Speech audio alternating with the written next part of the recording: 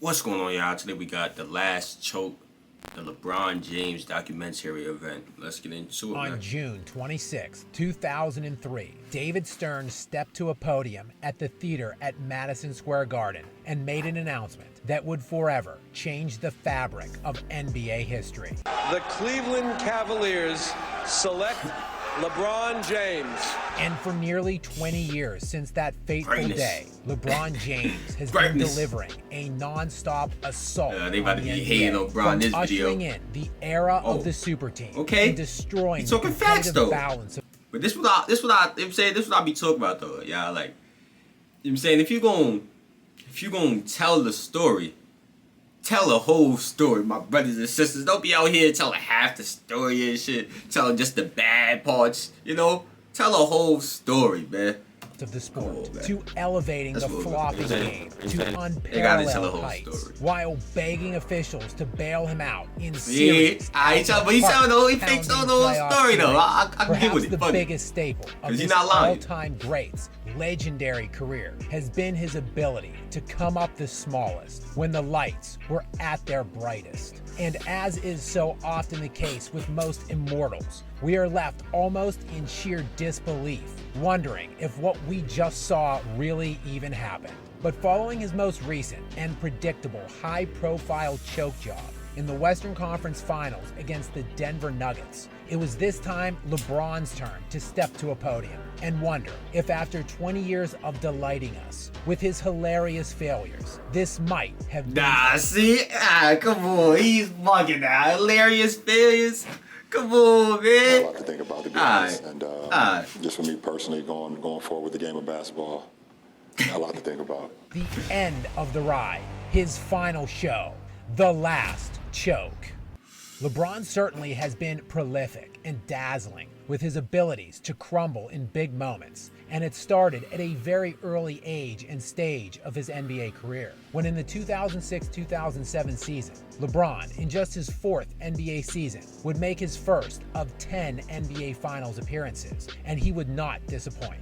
Many pundits in the mass media and his fan base often give him a pass for this loss because of his relative age and supporting cast, but many downplay how close this series actually was. The Cavs' defense was fantastic that season and postseason, and it held the Spurs to just 86 points per game on 44% shooting from the field throughout the series. And two of these games were a one-possession margin. Yet the Cavaliers would ultimately be swept in this series behind the young king, averaging just 22 points per game in the four-game sweep on 35% shooting. But 2 years later, in the 2008-2009 season, LeBron would be named MVP of the league for the first time in his career, while leading the Cleveland Cavaliers to the best record in the NBA, a gaudy 66-16 record. They steamrolled through the first two rounds of the NBA playoffs, sweeping the Detroit Pistons and the Atlanta Hawks. A high-profile showdown between the actual best player in the NBA at that time, Kobe Bryant, and the media's king, LeBron James, seemed to be all but imminent. The only thing standing in MVP LeBron's path was an Orlando Magic team led by 23-year-old Dwight Howard. Of course, we all know how that ended up, with Kobe Bryant winning his fourth title after beating the Orlando Magic 4-1 in those finals. But LeBron would return next year in the 2009-2010 season, looking for vengeance, and he would defend his regular season MVP award, again leading the Cleveland Cavaliers to the best record in the NBA. And after a gentleman's sweep of the Bulls in the first round, he would come up against the Boston Celtics in the Eastern Conference semifinals, and the Cavs found themselves in a dogfight, tied 2-2 in that series and facing a pivotal swing Game 5 at home when LeBron straight up quit in this game, playing 41 minutes and scoring just 15 points on 3 of 14 shooting as the Cavs got absolutely dismantled on their home court, pushing them to the brink of elimination in Game 6. And of course, we all know how that one ended too, with Kobe Bryant winning his 5th title after beating the Celtics in 7. But this series broke LeBron James, and in turn, he would go on to break the NBA. A then back-to-back league MVP, being falsely touted by many as the best player in the NBA, would decide to get on his hands and knees and crawl his ass to Dwayne Wade's team. In this fall, I'm going to take my talents to South Beach and join the Miami Heat.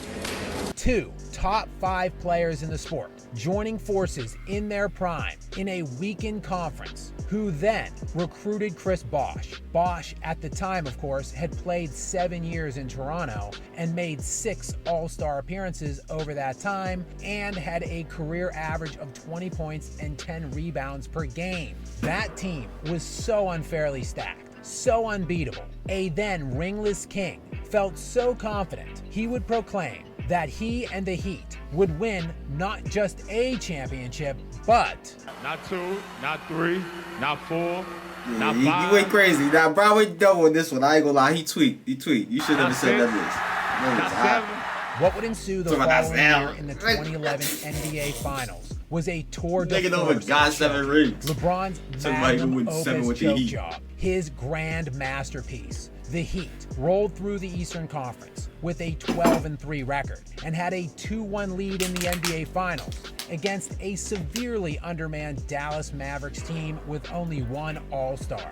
Looking to take a stranglehold in the finals and move just 1 step away from capturing his first NBA title, LeBron took a hot, steamy dump in his pants, playing 45 minutes and scoring just 8 points on 3 for 11 shooting, including 0 points in the fourth quarter of a game that was 82-81 with 30 seconds left in the fourth quarter. From on the doorstep of taking a decisive 3-1 series lead to not winning another game the rest of the way, the Heat would go on to lose that series 4-2, and LeBron was the 3rd leading scorer on his own team and 5th leading scorer in the series. A reigning back-to-back 2-time league MVP in his 8th season got outscored and outshot by 33-year-old Jason Terry in this series. As bad as the 17 points per game for the series may look, it pales in comparison to how pathetic he was in the fourth quarter, scoring just 18 points total in the 6 fourth quarters of the series. But even that doesn't seem so bad when you dig deeper into his clutch time play throughout this series, meaning in the final 5 minutes of games within 5 points or less. In these such situations, LeBron scored exactly 0 points. 0.0. After finally breaking through the championship glass ceiling the next 2 seasons with his unbeatable super team, 2 years later, LeBron would be up to his... talking about some unbeatable super teams, man. They're not unbeatable, man. They losing. Come on, man. It don't make sense. Old tricks again. Back in the NBA Finals and getting humiliated. Blown off of the court by the San Antonio Spurs in 5 games, signaling the end of LeBron's tenure in Miami. Only 5 championships short of his prediction. It was off to bigger and better things. Back in Cleveland with a shiny new super team to try to ring stack with. Everything was going according to form as the self-proclaimed king hit the game-winning, series-clinching shot in Game 7 against the Warriors. No, they didn't. Well, no, he didn't. That was Kyrie Irving. But LeBron did finally get his 3rd ring, and it was all for Cleveland. Cleveland, nigga. Well, no, it wasn't. Oh. That one right there made you the greatest player of all time. Alright, see? Damn, Bron, you was doing so well that you said some bullshit. It seemed like the championship window was wide open for LeBron with his latest super team until Kevin Durant and Steph Curry slammed it shut using the same playbook the NBA destroying Kings scripted years earlier. And thus, it was time to find something else. And he found it in LA. Well, actually, it was more like in Orlando, where he managed to win the flukiest ring in NBA history in the Disney bubble. behind Anthony Davis, who led the NBA playoffs that year in points scored and played masterful defense. And it looked like in year 20, at the age of 38, it was all coming together one final time. One more magical garbage championship for the King. Yo, this guy's crazy. He's crazy. He's a full LeBron hater. With less He's than a full 2 LeBron weeks hater. remaining in I the see regular it. season, to steamrolling their way into the Western Conference Finals behind Anthony Davis and a myriad of big contributions from a number of Lakers role players. The Lakers had everything they could possibly ask for in this series, with Anthony Davis playing. AD was, yo, bro, he gave me tight. He not telling the whole story now. Because we all know AD was up, down, the whole series. The whole playoffs, my fault. I said the whole series, the whole playoffs.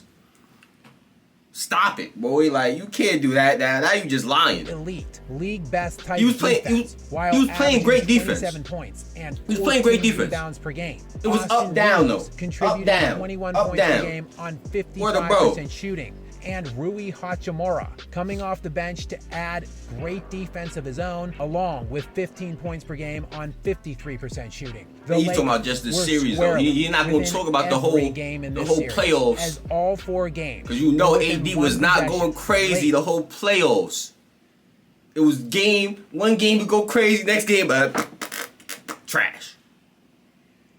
Like, come on, gang. Don't lie. Ball in hand at multiple moments. We ain't throughout lie. the He said this series. Planking the game-tying 3 with 45 Bron seconds did. left in game Yeah. 1. Blowing this So, layup that would bro. have made it a 2-point game Shooting with mad 30 threes, seconds missing left bad in game layups. 2. And this hilarious travel that of course went uncalled, followed by an epic brick that didn't even touch the rim, that could have tied game 4 with just under They hating on 30 you, Bron. They seconds hating left on you, in the man. game. But with only 4 seconds left and the Lakers down by 2, LeBron got one more opportunity to extend the game and the series. He would not disappoint. James on the drive, goes inside, stop, shot blocked, gets it back. It's over. It's over. Overall for the series, LeBron shot 7 of 23 for just 30% in the fourth quarter. Bro, that was where the good take, every man. quarter I ain't was gonna lie. close. You should have known And you the was overall tired. You net should margin of have differential.